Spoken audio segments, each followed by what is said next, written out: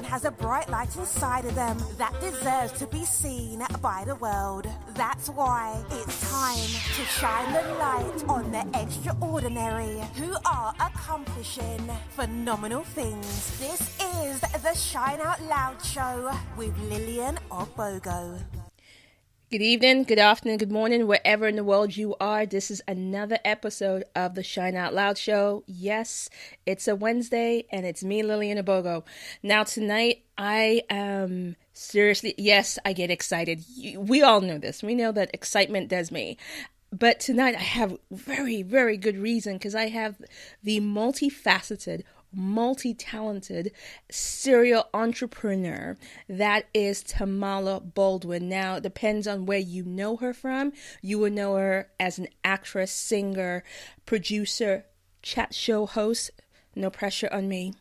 And for some, they know her as a branding consultant, a creator, producer of Bubbly Brown Sugar and the Becoming Love Project. I am talking about the fantastic, ever fabulous Tamala Baldwin. Hey, Tamala. Hey, how are you? I am fine. How you doing? I am wonderful. I am so grateful to be on your show, to play with you and talk to you from the U.S. Woo! I know. The pleasure is mine. I am like, oh, wow. You, girl. I think let's jump in from my behind questions. With everything you do, where do you find time to sleep? There is always time for sleep. Before this interview, I was like, okay, I have 30 minutes. I'm going to lay down and relax. So I always make time for sleep. That is never a problem. Wow. Okay. Because otherwise, if I'm tired, I think that people are prone to feeling, I think when you're tired, everything feels kind of low energy. So you have to feel, I think, up to create, Yes. And this is true, because if we are running on empty, we have nothing to give. Yeah. I agree. So let's jump into it. Let's jump into it from the beginning. So you are the creator and producer around Bubbly Brown Sugar. And this is an original series that revolves around the lives of two soulmates. Mm-hmm. Let's talk, how did this concept come to? Well, it's kind of twofold. One is that I have been single for a long time, and like everyone else in the world, I fantasize about meeting someone special that I can share life with. And so since it hasn't manifested in my real life, I was like, well, I'll create love stories and, something about that and give expression to it that way creatively. Wow. But also, I have always been a prophetic dreamer. And I remember when I would talk to certain people about my prophetic dreams, they'd be like, oh, it's just a dream, or, oh, you're just crazy, and oh, it didn't matter. And so I wanted to create a story that catered to people like me that do have this heightened awareness to show that they were not crazy.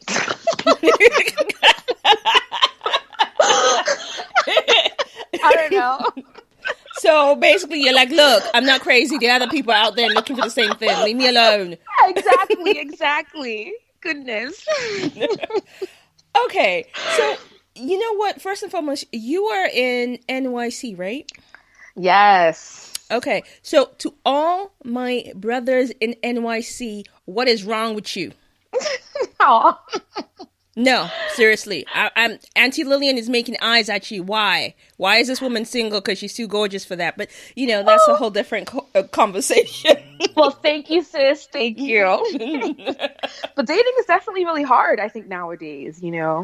I think everywhere. I don't know about the UK, but it's hard. It is hard. It is hard because there's the Tinder culture and the let's swipe left, swipe right. We can choose. It's now like pick and mix. But but your show is very grounded in the concept of soulmates. So let's talk about soulmates. What do you believe in the concept of a soulmate? And if they are soulmates, where are they and why did it take so long to find them? I believe that we can be energetically matched to different people and different souls at different phases of our life. Yes, I believe in soulmates in that regard. I don't believe it's just one particular soul that you will be attracted to. I think that as we evolve and where we are in our life, we are just simply in alignment with certain frequencies. And it's a blessing when we tap into someone that is our match energetically.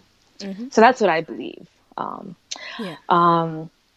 I think soulmates and the idea of it is very, very complicated for me anyway, because my idea of the soul is it's not limited to just this one body. I believe in different dimensions, and our souls, like we have our souls experiencing multiple things across multiple timelines all at once. And we're just seeing one little snapshot of it. Right. But that's like a conversation for like another day. That's when we do the metaphysical conversations, we'll get in there and then we'll talk about twin souls and all of those good stuff. Yes, I do believe that we can be connected energetically to certain souls and vibrations. Yes. And the whole concept of soulmates, we can have our intimate partnership soulmates. We can have friends who are soulmates and things like that. So, and even soul family. So yes, Now, you caught the acting bug early on. How did you come to star in a commercial at age 12? I've always been into the arts, and my mom definitely nurtured that in me. So I went to performing arts schools. I was always in dance classes, and I've been auditioning. I auditioned as a child, probably pretty young, So that's pretty much how that commercial and the commercials when I was younger came about. Was because my mommy, saw something and she encouraged me and she watered that. Well, love to mommy, because this is where you are today. Yeah, I took a little bit of a break after high school because I got afraid. I was like, what am I going to do with a theater degree? Let me go to school for business. And that kind of took me off course for a few years. But then God has a say and has a way of pulling you back on track. So and when you went away to school, you came out with an MBA, and then you became a branding consultant. How did you go from graduate branding consultant and working with startups? Well, I got my MBA in with a concentration in media. So with the program, you learned a lot of different things about advertising, about production, about film. And so I just naturally liked the branding idea. And to me, branding is fostering or molding your perception of how people will see you online or on television. I just like that, like creating the story behind a product or person. And so when I graduated from graduate school, one of the first jobs I got was with a tech company, but they worked with record labels. So it was creating marketing campaigns and branding ideas for people like Justin Timberlake and like really, really big brands. And that was just so much fun. Well, that's a leap to go from graduate to creating campaigns for Justin Timberlake. That must have been really amazing. It was a lot of work. That was one point in my life where I was really tired. What, the trouser snake got you working hard? I was tired all the time. I was like, oh, this is lame. So you're like, okay, I'm giving this off. Okay. And you thought that to be less tired, you will become an actress, singer, show host, and producer.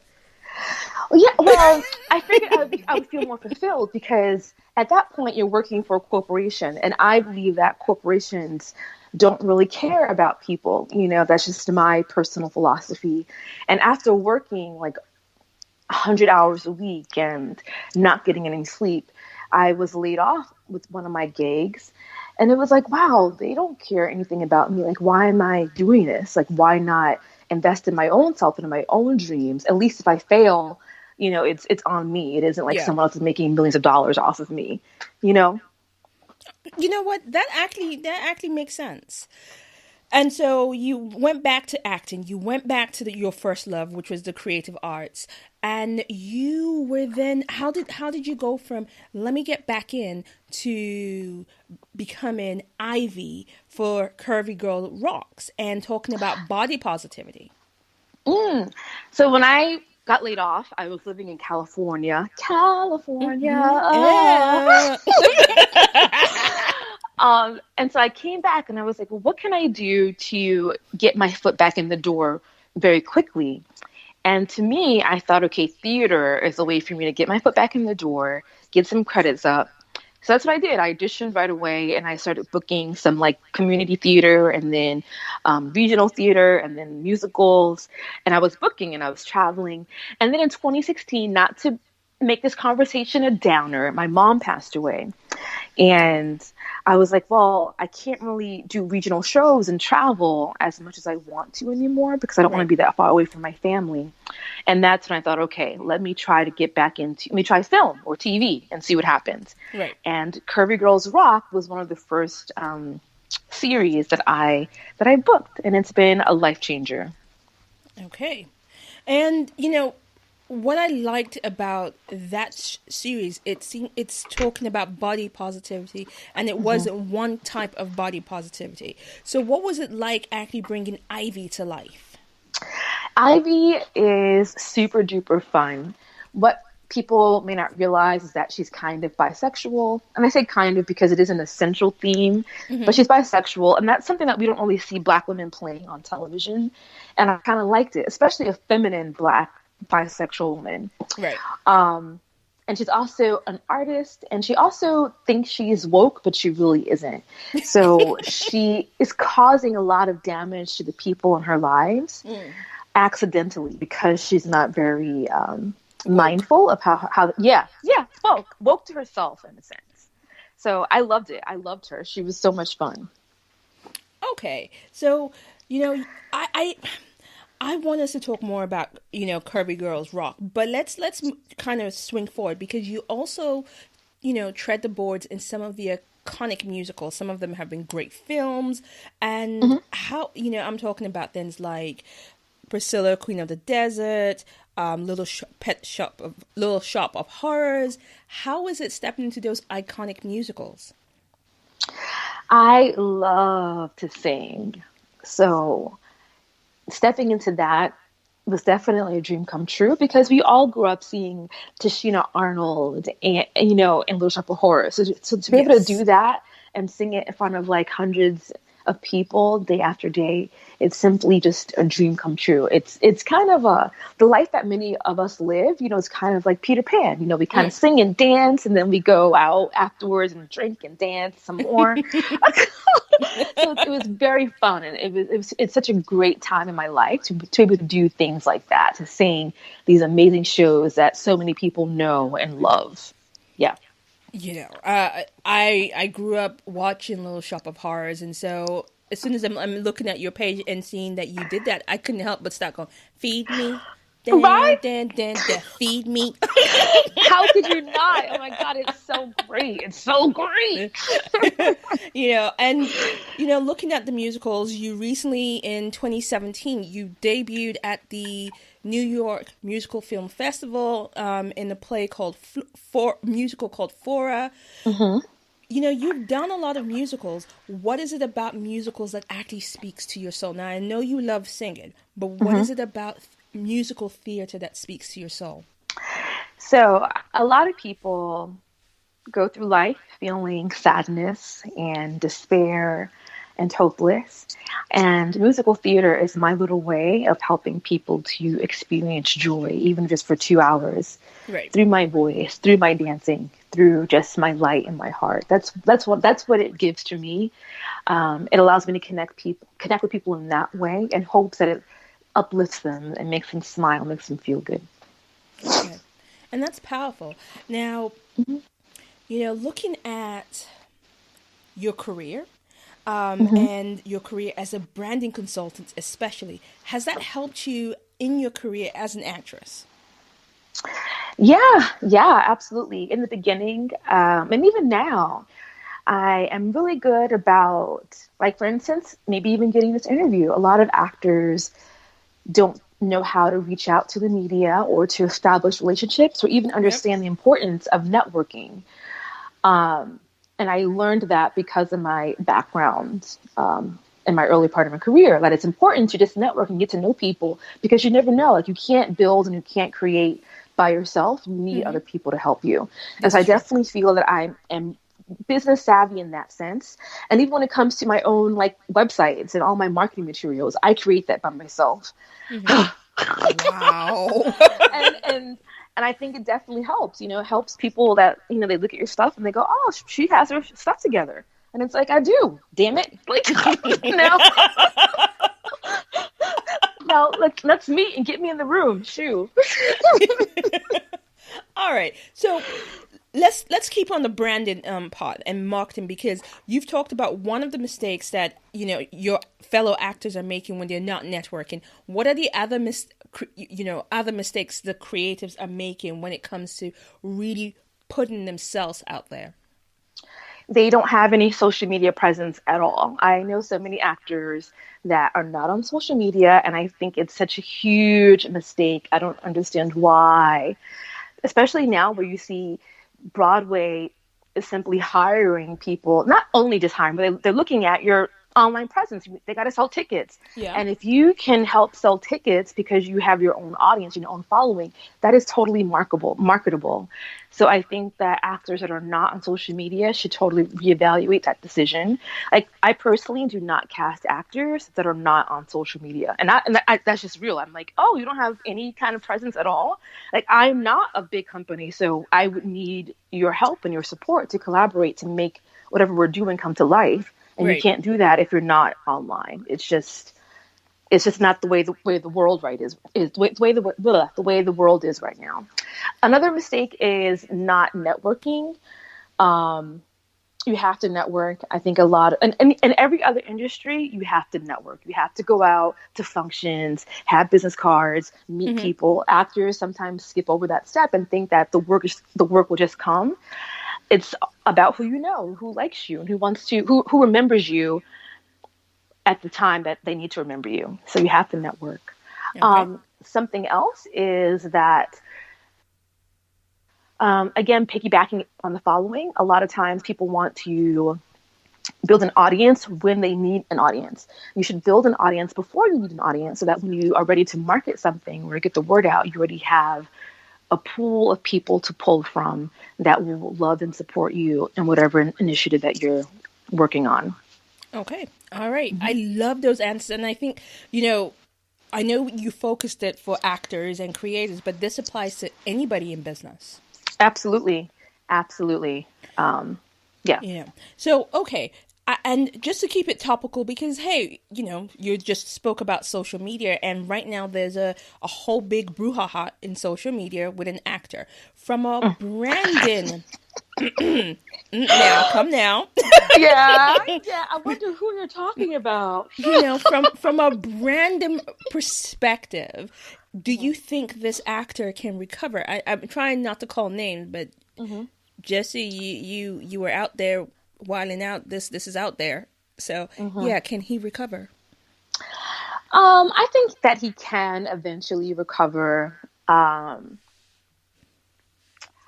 I think so. I think he can. People, like, right now, we're such a flighty people that I think that we're mad now, but we'll forgive him like in a few weeks. Like, I just do. We're so fickle. So I think he'll be okay. I think in a few weeks. Okay. Yeah. What do you think? Well, you see, I'm like, there's so much murkiness around the story that I'm waiting for the real story to come out. And we know he would have reached peak of forgiveness when he's on Ellen. Because when Ellen speaks, the world listens. Yeah. So funny. So when Ellen has spoken and Oprah has spoken, then we know he's allowed back into the church, and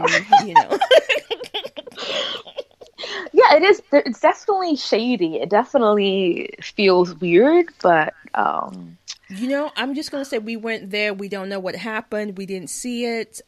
Jesse will take your word for it. Okay, I can dig it. I mean, I'm personally like, I haven't really commented on it because I don't know. Yeah, it's weird. It's just very hinky. It's just a lot of hinkiness, and we'll put a pin in that and come back to it at a later point. We'll see what happens, but I think he'll be fine. Exactly. So, I'm glad he wasn't indicted for how many counts, but yes. Yeah. Anyway, so going back to branding, and we're talking about your branding and marketing, we're talking about, the takeaways that you have learned. And also, when we look at how to apply branding, how can us who are in the non-creative realm, actually use our branding to see our best selves? So when you say when you're not creative, you mean it's in a different industry, or you just don't know how to use technology? In a different industry, you're not in the creative field. How can you use branding on, and you're probably even just an employee. How can you use branding to actually market yourself that you are the best version of yourself always in whatever field you are, whether you're climbing the corporate ladder, whether you're building a tech startup, you're working in in businesses that are not necessarily considered creative industries. The main idea that I like to teach people that are in business or even just personal branding is that you have a story to tell, and your job is to get that story out there into the world of the people that are praying for what you have to offer. Millions of us go to bed at night and we have a problem. Like for me, it's like, dang it, I need an accompanist, or dang it, I wish I had this. Everyone has a problem, and your job is to be the solution. And so how do you be the solution? And you can't be the best to everyone. So it's finding out and identifying who you want to serve, how you want to serve them, what keeps them awake at night. What does he or she look like? Where does she live? And then crafting materials, stories, narratives, content to appeal to that particular person. A lot of times people approach branding and think, oh, everyone's my target audience. Everyone needs what I have to offer. And that's just not true. Like, it isn't true. Okay. Like, stop. There's going to be a certain kind of person that wants to work with you, and it'll be a match made in heaven. And you have to identify that person. Like think of it like an individual. Who do you want to help? And then talk to her in a way that she will understand. Okay. And that makes sense. Yeah, it does. It does. And you have to decide if you're, like you said, that's very important. Your business doesn't fit everybody. You have to decide whether you are Macy's or Walmart. Over here in the UK, we have Primark, or which we call the Primani, or you're actually, House of Fraser and Co. So you have to decide where you fit in. Yep, exactly. Yeah. So what has been your greatest challenge? What have been the greatest challenges you've experienced as a Black woman, both in front and behind the camera? Personally, my biggest challenge is myself.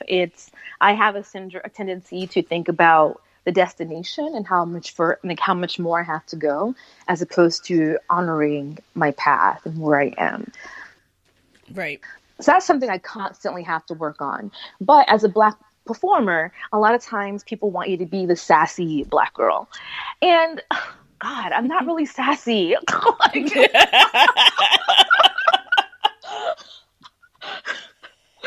Hello? I'm here. I'm just laughing. Okay. I was like, oh God, no. Or I remember going to an audition recently, and they were like, oh, we want like a Tiffany Haddish type. And it's like, we can't all be like that type, like the sassy, the loud, so that's something that I've experienced a lot of. So I think a lot of people can relate to that, and also even colorism, especially in the theater world. I don't think we talk about it enough, but colorism in musical theater, I think, is very prevalent for Black women. A lot of the leading ladies, not all the time. I think there's some diversity and some shift happening, but a lot of them, have like the 3B loose, wavy, curly hair. It's like, Tamala, can you wear your hair natural? And it's like, for this show, no, I can't wear my hair natural, because I promise you, the minute I hit the stage, it's going to be like, it's going to shrink. And they're going to be like, what do you mean shrink? So it's those kind of things that you have to kind of like battle against at times in front of the camera. Okay. And behind the camera, it's always money. It's always money. How to get more funding for your own projects, how to fund your dream as well. Like, how do I work full time, pay for rent and everything else, but also chase the dream. So it's finding that balance as well. Okay. And, so I love the points that you're making, because there are a lot of things that we need to understand that is out there. And, you talk about colorism. And at the same time, I'm looking at it going, well, yes, there is that conversation. But also, if you look out even onto the big screen, it's now, there seems to be a change coming. Yeah. Because you now have people like Lupita. Yeah. As the leading lady. You have the goddess herself, Viola Davis, as a leading lady. You have these very beautiful women leading ladies. And I remember the first time I saw Angela Bassett in one of her very early movies. She's playing a bouncer. And I can't remember the name of the movie, but I remember it was around, the Y2K type scenario. And now she's playing queens, and you're like, yes. Yes. Definitely agree with you. There definitely is a shift happening that we all see, and I'm so grateful. So grateful. Mm-hmm. Yeah. So what have been some of your takeaways from your Soul Kisses TV creation? And for those who don't know, Soul Kisses TV is your chat show. Yes. So you're, chat show host as well. So let's talk about the chat show. That particular baby was born because I was watching television, and all you saw were like women cursing at each other and acting crazy, and just a lot of like negativity. And Malik Yoba once told me, while you wait, create, and there's no point in complaining about anything, so try to change it. So I thought we created an inspirational channel where it's all about positivity and light and people doing great things in the world. And I loved it. I loved doing Soul Kisses TV. But it's with any baby, it's a lot of work, and I'm an Aries, and I don't see like immediate like explosion and fireworks. I'm kind of like, okay, is this not it, God? Like, what's happening? So I kind of had to like put it on hiatus for a little while, but I loved it. I traveled to California. I went to various cities to meet awesome people, and it's just so great. Awesome. And as one chat show host to another, it is a lot of work, but it is worth it because I get to talk to people like you. Yes, it is. It's so fulfilling. It's so rewarding. It really, really, really is. Yeah. So, and another project that you work on is the Become in Love Project. What is the Become in Love Project? That also is same thing. Everything I do is about love. I really believe that life can be heaven on earth. Right. If we continue to ascend collectively. And so my goal is to create all different kinds of media that focus on love. And Becoming Love Project is a little bit more metaphysical. It talks about how to, heal your heart, how to forgive, and all that metaphysical stuff that I mentioned earlier. Yeah. That's what the Becoming Love Project is about. And the goal is to interview healers, teachers, people that are involved in, spirituality, to share and to teach people in layman terms how to heal their hearts, how to awaken, and how sometimes the wilderness and all the crap that we go through is often disguised as an initiation to something greater. Awesome. Yes. Awesome. We will definitely spring back to Become in Love Project, or actually have you back to just talk about the Become in Love Project, because that sounds like it's absolutely vital and needed in the world today. Yeah. Thank you. I think so. I think so too. Awesome. So you're also a published author. What inspired you to write your book, Limitless Impossibilities, Honoring Your Vision? Can I tell you the real truth? Yeah. I will expect nothing less. I was invited to host a Women Entrepreneurs Conference in Atlanta, Georgia. I live in New York. And I was like, well, she goes, well, you can always, she goes, I can't really pay you a big fee, but you can sell something. And I was like, I don't have anything. And she's like, write a book. And I'm like, okay. And I wrote a book in 30 days for this entrepreneur conference. Yes. Wrote it, edited it, published it, printed it in 30 days. And that's the real story behind Limitless Impossibility. And it totally, I think it was a hit. Like, people loved it. People really, really enjoyed it. And I love it. It's a great marketing tool to get engagements and get people talking. So, yeah. Okay. You almost made me curse. 30 days. 30 days. How in God's name do you write a book in 30 days? In fact, that's a product. So when you produce that product, I want my commission. How do you write a book in 30 days? Absolutely. Sometimes you have to just set your mind and get it done. Like, a lot of times we make excuses for ourselves, like, oh, I'm this and oh, I'm busy. Like, you can write a book in 30 days. I think it comes out to like 2 or 3 pages a day, and that gives you like that you can do it. Just got to sit down and crank it out. All right, you know what? After the show, you and I were talking because I want my book out in 30 days. Jesus, woman. I wrote my series, Bubbly Brown Sugar, in 10 days. So I'm a person that when You're get prolific. Yeah, I just have to get it out. Get it done. Excuse me. Oh, my God. You wrote your series in 10 days, wrote a book in 30 days. Yeah, when we go off live, we're going to have some other conversations. Ain't nothing to it but to do it, Got to hit it while it's hot. Okay, so in the book, you talk about do not be afraid of your magnificence. Why is it that we tend to be afraid of how great we can be? I think just life. I think that we experience trauma, and that causes us to hide, in order to protect ourselves. And the trauma doesn't have to be anything crazy. You don't have to be abused. It could be trauma of like just getting fired, the hurt. And so we shield ourselves. And in that shielding, we just create this wall that sometimes creates a barrier to what the greatness that can really be that can really be experienced in our world if we were to get rid of those barriers. But we need to protect ourselves. We need to protect ourselves. So I think the trick is to learn how to be strong, but also to receive and to allow and to see beyond the veil as well. And that takes practice. Like, not everyone can just do that. I think it takes practice and a mindfulness as well. Mm-hmm. And also, I think there's a need. We all don't hurt or heal in the same way.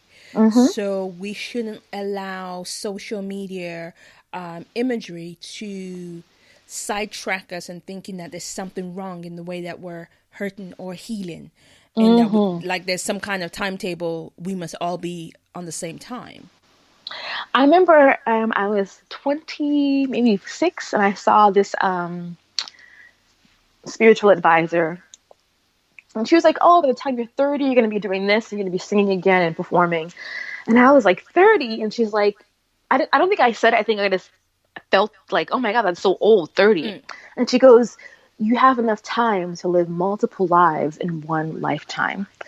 And I forget why I said that. I think you just said something that inspired that. Now that we don't have to be in a rush. Like, a lot of times we're in a rush because social media, especially now, but there is no set formula. There is no set timeline, and we can accomplish so many amazing things in this one lifetime. And the only limitations are the ones that we create in our minds and for ourselves, unfortunately. I like that. And that's actually quite true. Mm-hmm. Yeah. So let's keep going because, girl, I have more to ask you. Yes. So you are currently a board of directors for the Suffolk County Women's Business Enterprise Coalition. That's a mouthful. It is. Call it feedback. So what tips can you give other women to become board ready so we can start taking up seats at those tables? Again, it's all networking. I attended the meetings. I offered suggestions. I spoke up. I became friends with people that they were like, oh my gosh, you definitely want Tamala to be on our board. And sometimes it comes down to that, to just putting yourself in the room and showing up. A lot of times people don't receive because they don't show up. They don't want to do the work. And we have to do the work. And that means being in the room, showing up, paying the fee to go to that event, and shaking someone's hand repeatedly, consistently. That's my advice, to show up, to be in the room. Okay. Let's start being in the room. Let's start showing up. And you know what? A seat at that table is ours. We have to be present. Yeah. Okay. You have to. All right. So you're also in a brand new series on Amazon called Asunder. Yes. Let's talk about Asunder. What is this series about? Oh, it's about these two rival families that are they kind of own these two really big perfume companies. Right. So like, think like Estee Lauder versus whoever competes against Estee Lauder, right? And how they hate each other, but we see how their worlds intertwine, and there's kind of like this there's like jealousy and deceit, and I'm going to steal from you, but then I love you. It's such a drama. But I play this city councilwoman that falls in love with one of the sons in the family, and he has a secret, and I don't know about his secret, but it's a secret that can be ultimately quite devastating. But you got to watch it to find out. Yeah. Okay, and it's on Amazon. Okay. It is. Mm-hmm. All right. So, looking at everything that you've done and all the work that you've done, who is a dream collaboration for you? Wow. I would love to work with Will Packer Productions, and that name may not be familiar to a lot of people because it's behind the scenes, but they produce like probably all of like your favorite like Black love stories. Okay. I would love to work with them, and also Flavor Unit, like Queen Latifah. I think her journey is absolutely wonderful. How she went from being a rapper to being an actress and talk show host, and now producing other content. I would love that as well. And Issa Rae, of course, right now is totally hot and bumping. So if I can partner with her, would be great. And I don't want to say Oprah, but of course, Oprah. I mean, listen, if Oprah comes calling, you drop everything and answer. Come on now. What's wrong with you? It's Oprah. Oprah called you. It's like being called by the queen. I may hang up on the queen. I'm not hanging up on Oprah. Absolutely. Of course, Oprah. So those are my top, I think, 3 right now. Okay. I want to produce and I want to write, and I just love Will Packer Productions and Flavor Unit as well, and of course Oprah. So Okay. All right. So you do a lot. We've established this. You're on a board of directors. You are an actress, a singer, a producer. You create content. You're a branding consultant. Should I go on? Oh gosh, a professor. I'm teaching tonight. Oh yes, well. So you're a professor as well at the Manhattan University. So. Okay, so, see, I'm out of breath just thinking about all of it for you. How do you incorporate self-care into your life? There are moments where God has to slap me in the face to get me back on track. But I'm at the point now where my heart has been so opened and so pierced by God that I can't go long without praying, without talking and acknowledging, communing with that part of myself. Right. If I don't, I feel sad. Like I feel like I'm not talking to my best friend or my better half. Mm-hmm. So I naturally have to submit and surrender because I don't feel right. I feel off. And there's always time for that. Either at night, especially when I find myself not actively praying or meditating, something will literally force me to go to my knees, and I'll have to pray and be like, oh my God, I've missed you. Like it'll just happen. Okay. But I do try to make time for it every morning and every night. Even if I don't pray like out loud, I'll say hi. I'll greet the Christ within me in some way every day. Okay. Looking at your journey so far, what advice would you give your 18-year-old self? Not to quit and not to be afraid. Like I stopped singing and performing at 18 because I was afraid. So I would say, to just go for what you love now, because you're going to be going back to it anyway. Now, I know that, everything happens for a reason. I learned so many things in the past decade, from that age of 18 to 28. But I wish I had stopped for another reason other than fear. I think fear is great so long as so long as it doesn't paralyze us. And my fear totally shifted my entire path. So don't be afraid to keep praying and to be with God, but to just go for what you love and to trust that you're good enough for what you want to manifest. Awesome. Okay, so we've established that you are truly here to create and share content, and great content. What do you want your legacy to be? Wow. I know that I want to create content, and I know that I want to be successful and have mansions and all that great stuff that we all want. But I kind of want my legacy to be that Tamala was really loving, and she helped people, and she taught people how to create the life that they want through branding, through business savviness, but also through understanding their hearts and how to consciously create with God. That's what I want my legacy to be. But I help people. It sounds kind of cheesy, but it's true. I'll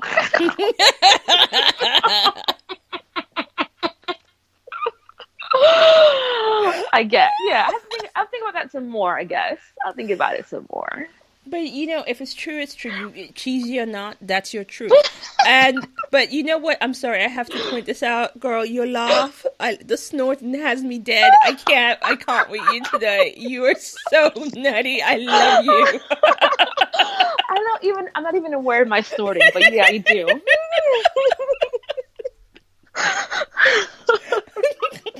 I also do that hyperventilating thing that as well. So. All right, I'm trying to be my best Oprah self. Why are you doing this to me, woman? Oh gosh. All right, so as someone who creates, as someone who teaches, as someone who studies, who is constantly sharing, what are you currently reading, or what was the last book you read? Wow. I hate to say that I haven't really read a lot of books recently because I've been so busy. Boo. I know it's terrible. But I read a lot of books on by Christian D. Larson, and he is a new thought writer. And basically, he's the kind of person that talks about how to use your energy and how to use your mind and your words to shape your reality. He is my favorite new thought writer. And so whenever I feel myself getting off track, or my mind's kind of like low vibes and I'm thinking like, oh, I'm not good enough, it's never going to happen, I refer back to his writings and his teachings to be like, all right, no, think positively, just be glad, and use your forces to create what you do want. He's a great teacher, great writer. I'll have to check out his books. Oh, he's great.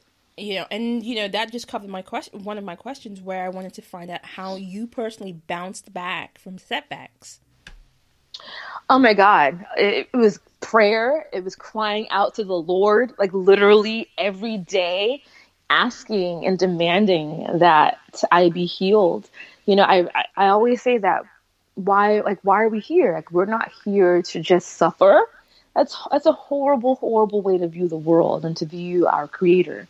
And so whenever I'm feeling really depressed, and I've experienced severe bouts of depression in my life. Right. The last time I was like, God, I'm not going to stop until you reveal to me like why I'm here, and bless me with an everlasting, unconditional love. And I don't mean this theoretically. I want to experience it and to know it for myself in my body, because this sucks. Like, being depressed sucks. Feeling miserable sucks. And so prayer, meditation, crying out to God, and until you see a breakthrough. And I have not really been sad ever since. All right. That's powerful. Yes.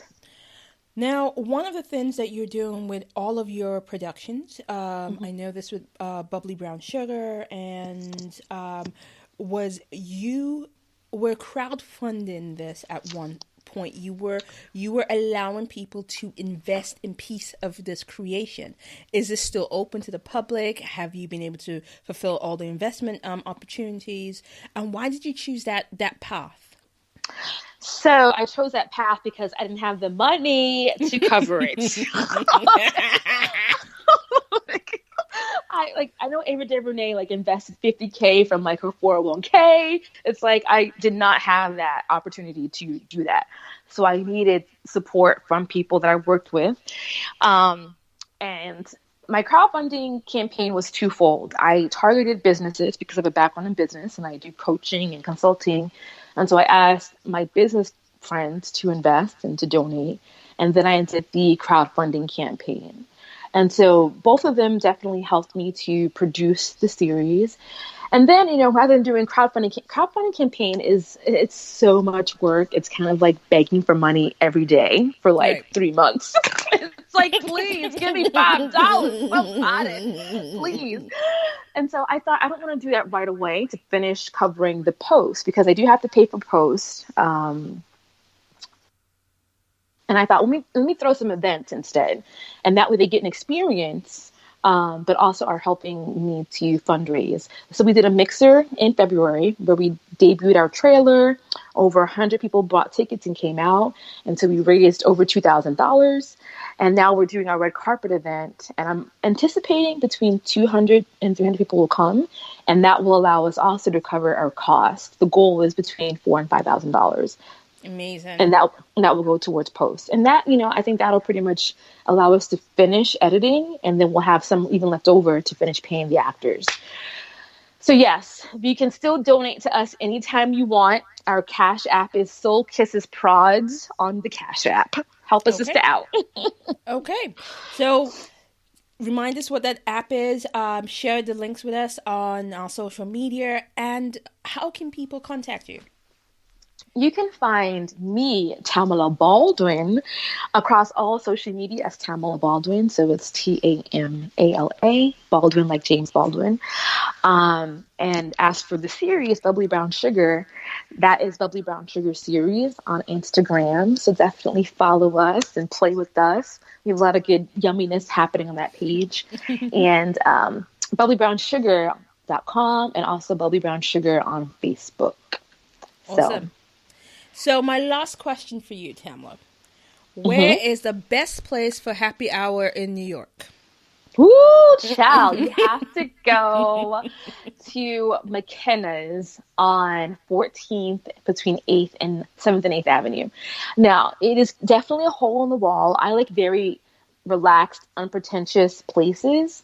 So this is definitely a dive bar, hole in the wall. But you buy one, get one free. It's great. They have great music. But you can also go to Black Fat Pussycat. It's kind of half off drinks until 8 o'clock at night. And also Tonic in Times Square if you like Times Square because they have karaoke at 10. So all right. Every day. Okay. So next time I'm in New York, we're going happy hour. I will have to be teetotal because, girl doesn't drink. Don't judge. Oh, you don't drink? Oh, okay. Well, we can't go to happy hour then. You're like, I'm not taking you. What? I can't be the only sober one. No way.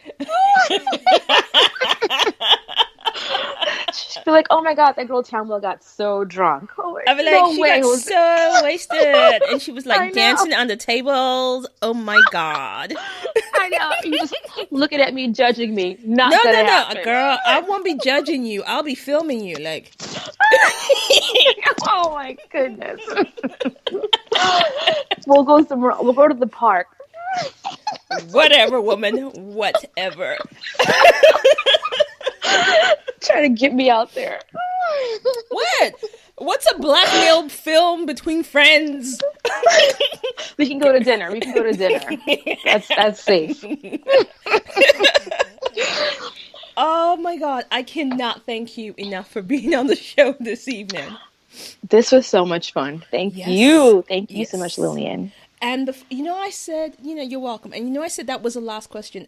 I've been having so much fun with you. I haven't asked you this question. Okay. What is your so loud moment of the week? So this, yes, we almost forgot that, and I couldn't let you go without that. You tell me yours first. Wait, this is not how this works. Let me think. So let me tell you mine. I'll tell you mine, and you tell me yours. So my so loud moment for the week has to be, I have a day job, and at my day job, I have somebody I call my extra little sister now. And she is a young millennial, but this girl's work ethic and her drive for her business and her self-belief is so phenomenal. And just watching her when she's doing her day job, and then she steps away from day job space and she's doing her business and steps into her businesswoman mode, she is just incredible. So to Florence Botoye, my girl, my hat's off to you. So you're my so loud moment of the week. I love it. So I will say that my so loud moment of the week has been working with my friend / production manager, Shelly. She worked with me on, I guess it'll be like our third or fourth project now, but she was the project manager for Bubbly Brown Sugar. Right. And we're in the middle of producing. So my mom died around my birthday weekend. And so she says, Tamala, what do you want to do for your birthday? And I go, well, I'd rather be acting on set. She goes, let's produce a film. So she wrote a short film, and now we're going to produce our film together. So I won't be home depressed, sad about mommy. So that is my so loud moment of the week. Thank you, Shelly. Oh, wow. I'm glad I circled back to find out about this. Yeah. So Shelly, you sound like an awesome being, and to write a short film just for this, you deserve a huge round of applause, and here it is. Yes. It's called A Birthday Wish, and I hope you guys will see it soon. Yay. Okay. So yes to the birthday wish, and looking forward to seeing it. Thank you. Yeah. So, Tamala, again, hats off to you. I am so enamored with everything you do, and please continue to be the vibrant, amazing woman that you are, and I'm looking forward to seeing more of what you do, across the world. Likewise, Lillian. Thank you so much for the opportunity again. Thank you. This was fun. Likewise. Oh my God, I enjoyed it. So looking forward to probably part 2 in New York, and we'll do it live. I'm not sure if I can actually interview you live, because I think I'll be on the floor laughing. Especially if I get a drink in me or two. Forget it, girl. Challenge accepted. Yes. Yay! All right, so folks, it's a wrap. I'm going to have to let this amazing woman go for this evening because she has a class to teach. And yes, same time, same place, our usual time for next week. It's a wrap, people. Bye. You've been listening to The Shine Out Loud Show. If you want to connect with us or let us know what you thought of today's show, be sure to follow us on Twitter @Shine Out Show.